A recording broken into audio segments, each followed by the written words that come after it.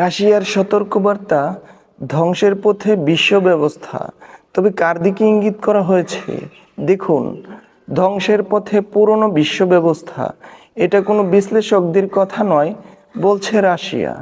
এই বার্তা দিয়েছে সের্গেই ল্যাভরভ। তিনি দাবি করেছেন, একটি নতুন বিশ্ব ব্যবস্থা গড়ে উঠছে, যেখানে একক শক্তি নয় বরং একাধিক শক্তির নেতৃত্ব দেবে। এর মানে মাল্টিপোলার বিশ্ব।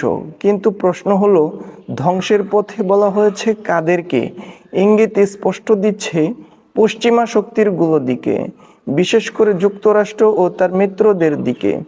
রাশিয়া বলছে, আন্তর্জাতিক আইন ভঙ্গ করে অনেক দেশ নিজেদের মতো করে বিশ্ব চালাতে চাচ্ছে, আর সেই কারণেই শুরু হয়েছে ক্ষমতার লড়াই, যা এখন জীবন মৃত্যু পর্যায়ে। এখন প্রশ্ন, নতুন বিশ্ব কি সত্যি আসছে, নাকি এটা শুধু শক্তির নতুন খেলা? সময়ই বলে দিবে।